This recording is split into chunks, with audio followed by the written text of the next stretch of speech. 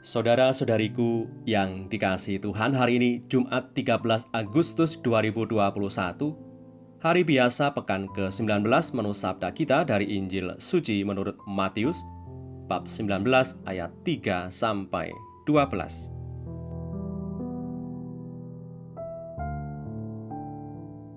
Sekali peristiwa, datanglah orang-orang Farisi kepada Yesus untuk mencobai Dia. Mereka bertanya, "Apakah diperbolehkan orang menceraikan istrinya dengan alasan apa saja?" Jawab Yesus, "Tidakkah kamu baca bahwa Ia yang menciptakan manusia sejak semula menjadikan mereka laki-laki dan perempuan? Dan firman-Nya, sebab itu laki-laki akan meninggalkan ayah dan ibunya dan bersatu dengan istrinya, sehingga keduanya itu menjadi satu daging. Demikianlah mereka bukan lagi dua, melainkan satu. Karena itu, apa yang telah dipersatukan Allah tidak boleh diceraikan manusia." Kata mereka kepadanya, "Jika demikian, apa sebabnya Musa memerintahkan untuk memberikan surat cerai jika orang menceraikan istrinya?" Kata Yesus kepada mereka, "Karena ketegaran hatimu, Musa mengizinkan kamu menceraikan istrimu, tetapi sejak semula tidaklah demikian. Tetapi aku berkata kepadamu, barang siapa menceraikan istrinya kecuali karena zina, lalu kawin dengan perempuan lain, ia berbuat zina." Murid-murid itu berkata kepadanya, "Jika demikian halnya hubungan antara suami dan istri, lebih baik jangan kawin." Akan tetapi ia berkata kepada mereka, "Tidak semua orang dapat mengerti perkataan itu, hanya mereka yang dikaruniai saja. Ada orang yang tidak dapat kawin karena ia memang lahir demikian dari rahim ibunya. Dan ada orang yang dijadikan demikian oleh orang lain. Dan ada orang yang membuat dirinya demikian karena kemauannya sendiri oleh karena kerajaan sorga. Siapa yang dapat mengerti, hendaklah ia mengerti." Demikianlah sabda Tuhan, terpujilah Kristus.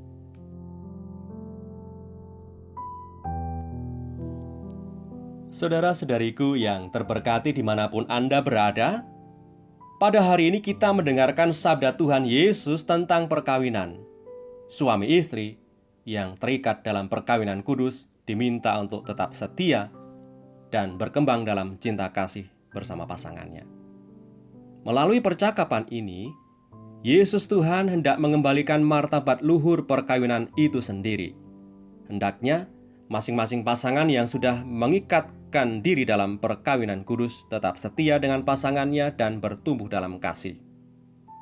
Yang perlu mendapat perhatian di sini adalah, pada masa Perjanjian Lama, Musa akhirnya memberikan izin bagi bangsa pilihan untuk menceraikan seorang istri karena ada desakan dan kebebalan mereka saat itu.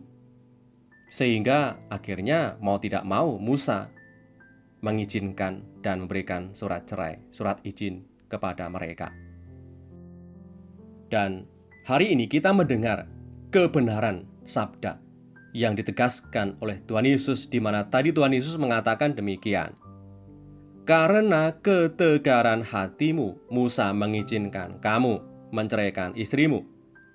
Dan ditegaskan oleh Tuhan, tetapi sejak semula tidaklah demikian. Tuhan Yesus mengingatkan kembali martabat luhur perkawinan kepada orang-orang Farisi yang datang untuk mencobai Dia. Dan lagi firman-Nya, "Sebab itu laki-laki akan meninggalkan ayah dan ibunya dan bersatu dengan istrinya, sehingga keduanya menjadi satu daging." Saudara-saudariku yang terberkati, perkawinan adalah peristiwa ilahi di mana Allah memberkati cinta sepasang manusia, laki-laki dan perempuan, yang mempunyai niat luhur untuk hidup dalam satu keluarga baru. Allah memberkati perkawinan, berarti merestui dan menyetujui perkawinan, dan oleh karena berkat Allah, maka setiap suami dan istri diminta untuk saling setia. Tuhan Yesus menghendaki adanya institusi perkawinan dalam gereja Katolik sebagai lambang kasih setianya kepada gereja. Dalam sakramen perkawinan, masing-masing pasangan pun saling menjadi tanda hadirnya Tuhan dalam keluarga yang dibangun. Suami menjadi tanda kesetiaan, pengampunan, pengudusan, pengertian, cinta kasih Allah bagi istri. Demikian juga sebaliknya. Semoga hari ini keluarga-keluarga Kristiani semakin dipenuhi oleh sukacita, karena masing-masing pribadi yang bertekun dalam kesetiaan dan setia dalam saling mengungkapkan cinta kasih di antara masing-masing pribadi dalam keluarga.